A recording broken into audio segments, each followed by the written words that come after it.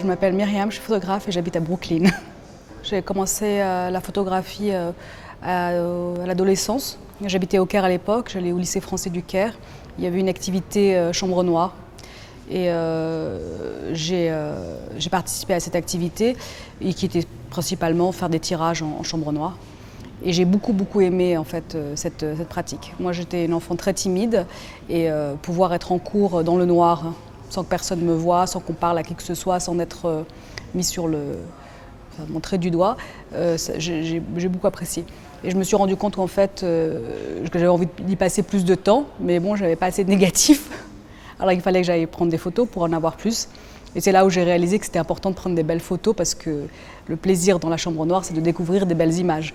Et puis après, j'ai été à l'Université américaine du Caire où j'ai pris tous les cours de photographie qui existaient. Et c'est commencé à devenir une pratique que je faisais comme un hobby. En fait, j'ai fait ça depuis l'âge de 14 ans, 15 ans, je ne me rappelle plus exactement, mais quelques années avant le bac, oui. Et ça a toujours été un hobby que j'ai fait de façon parallèle à mon travail, jusqu'à ce déclic où je me suis rendu compte en fait que j'étais beaucoup plus heureuse et beaucoup plus à ma place en faisant de la photographie. New York m'a énormément poussée, c'est une ville où il y a beaucoup de gens créatifs et les gens se lancent et il y a un mouvement qui m'a vraiment aidée, en fait, qui m'a soutenue. C'est une ambiance générale de la ville, des gens, beaucoup d'opportunités. J'ai fait des rencontres très intéressantes depuis le début. Cette école que j'ai faite m'a ouvert énormément de portes et je pense que j'ai eu la chance de pouvoir montrer mon travail à la crème de la crème, on va dire, dans le monde de la photo, qui en fait m'a permis de savoir ce qu'il fallait que je fasse, me recadrer. Je pense qu'à Paris, c'est un peu plus difficile.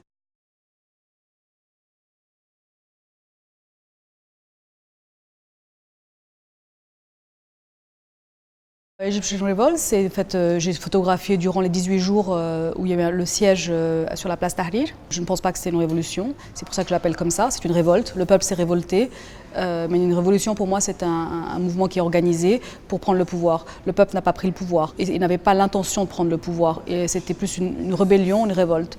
J'ai photographié pendant les 18 jours, puis après effectivement c'est devenu très compliqué. Moi je ne me vois pas en tant que, je ne suis pas une photojournaliste, et moi en tant qu'égyptienne il fallait que je sorte dans la rue, je faisais partie de ce mouvement aussi de façon personnelle. Mais très rapidement je me suis rendu compte que je ne voulais pas continuer à photographier les manifestations, etc. parce que ce n'était pas vraiment mon rôle et je n'étais pas aussi qualifiée mais aussi équipée. Les autres photographes avaient des équipements physiques, des gilets pare-balles, des casques, des gants, des masques à gaz qui étaient en fait fournis par les agences de presse, etc. Moi, je ne fais pas partie de ce milieu, je me mettais en danger. C'est pour ça qu'après, j'ai commencé à m'intéresser en fait de ce qui se passait un peu à l'écart. Et dont ce dialogue sur les murs de tous ces graffitis qui n'existent plus maintenant. Je savais qu'ils allaient disparaître un jour ou l'autre et je voulais en garder une trace. Et ce que je trouvais intéressant, c'est de voir comment les gens se disputent sur les murs. Quelqu'un met quelque chose, puis quelqu'un d'autre vient et efface ou barre et écrit son avis. Et on voyait en fait comme un portrait de la société au moment où il n'y avait pas de gouvernement en place et les différents points de vue. Et il y avait par exemple les islamistes, mais aussi les gens qui étaient pour le président déchu, les artistes, les gens libéraux. Et ces dialogues sur les murs, et je me suis dit en fait, capturer ça, c'est aussi fort qu'aller partout prendre des photos. Travailler en Égypte en tant que photographe, c'est de plus en plus difficile. À cause des événements politiques, etc. Mais aussi les gens ont changé, la population a changé. La population, après la Révolution, a compris la force des médias, la force de l'image.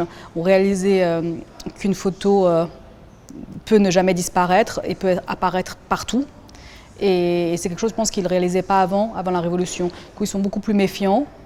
C'est très difficile déjà de produire le travail et après de l'exposer encore plus difficile localement. Cette révolution, entre guillemets, a rendu la situation économique en Égypte très difficile. Les gens pauvres sont les premiers touchés et les enfants encore plus. Et je me suis vraiment inquiétée du sort de ces enfants parce que voilà, ce qui se passe, c'est que les adultes sont appauvris, sont obligés d'envoyer leurs enfants travailler plus qu'avant. C'est quelque chose qui est assez commun en Égypte dans les couches sociales assez pauvres. Mais là, ça devient de plus en plus de nécessité. C'est obligé parce qu'il n'y a vraiment plus de travail. Tout le monde a perdu son boulot. Et Et je m'inquiète en fait pour l'avenir du pays. Je veux dire, si des millions, enfin on est des millions en Égypte, majoritairement pauvres, si les enfants grandissent sans aucune éducation, que devient le pays dans 20 ans?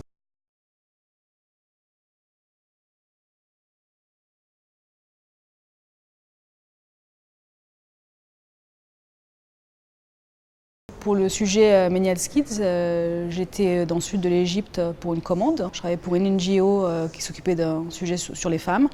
Et en passant en ville, j'ai vu un paysage lunaire. J'ai demandé qu'on s'arrête, qu'on aille voir. J'ai vu des gens. Alors j'ai demandé en fait qu'est-ce qui se passe. On m'a expliqué.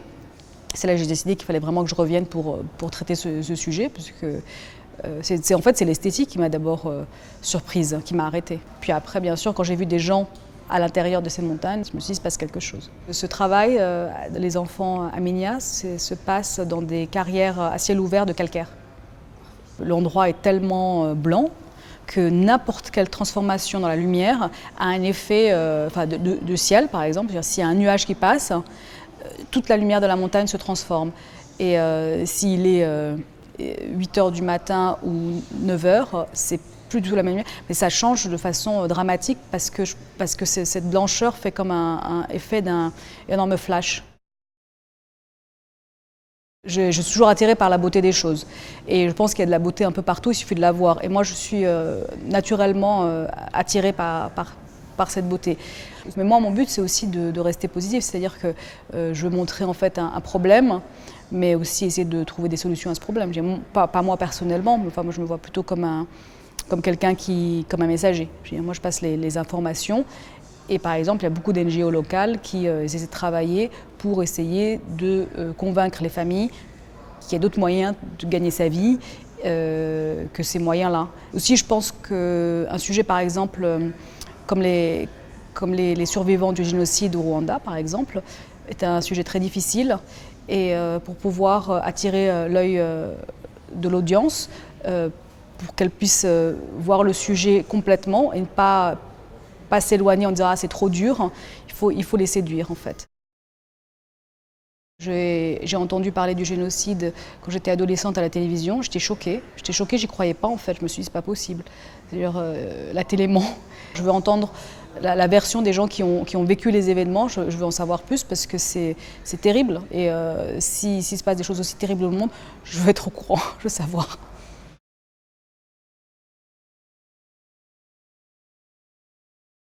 Je m'intéresse beaucoup aux gens, mais aussi j'aime bien rencontrer les gens, mais de façon individuelle. C'est-à-dire que pour moi, le portrait, c'est parfait parce que ça me permet de rencontrer quelqu'un. Mais je n'aime pas beaucoup la foule, beaucoup de gens, ça m'intéresse moins. Mais rencontrer énormément de personnes face à face, ça m'intéresse. Le projet Cairo Dances, je l'avais commencé en fait avant la Révolution. J'étais au Caire et je travaille sur ce projet-là. Et la raison pour laquelle je travaille sur ce projet, c'est que je m'étais rendu compte qu'en fait, il n'y avait plus de femmes danseuses orientales égyptiennes. Chaque fois que j'en voyais, c'était des étrangères. Avant, c'était la tradition, je veux dire, dans les mariages, etc., on a une danseuse. Et en fait, j'ai compris par mes recherches que le métier était en train de mourir en Égypte pour deux raisons principales. Une, c'était l'islamisation du pays, et de l'autre côté, l'occidentalisation du pays. Il y a deux choses qui se passent, qui sont en contradiction, mais qui se passent au même moment. Internet, l'ouverture vers l'étranger, etc. Alors, on préfère aller en boîte de nuit, écouter de la techno, inviter un DJ, que d'embaucher une danseuse. Alors, prendre le risque de rentrer dans une carrière compliquée quand en fait financièrement ça ne va pas le faire, beaucoup de danseuses égyptiennes se sont rétractées. Par contre, la danse orientale étant un art reconnu internationalement, beaucoup de danseuses au niveau international viennent au Caire parce que pour une danseuse orientale, le Caire c'est comme un peu un passage obligé. Et en fait, elles prennent les postes parce que les Égyptiennes ne le font plus. Et en parlant en fait à ces danseuses étrangères, elles sont elles-mêmes inquiètes. Elles se disent l'art est en train de mourir. Je voulais en fait photographier, faire un peu comme un hommage aux dernières danseuses. Il y a peut-être 2 ou 3 danseuses égyptiennes qui sont encore, qui pratiquent encore, et il n'y a pas de nouvelles venues. Mes premiers souvenirs de photos que j'ai vus, je pense que c'était du noir et blanc, Cartier-Bresson, les grands classiques, mais en fait j'aime énormément Helmut Newton. Enfant, j'étais fascinée par ces images de grandes femmes nues, ça me laissait bouche bée quand j'étais jeune. Et mes premières photos que je prenais, je demandais à mes amis, à l'époque on était que des gamines, de poser pour moi.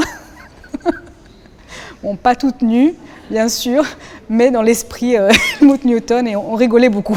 Voilà.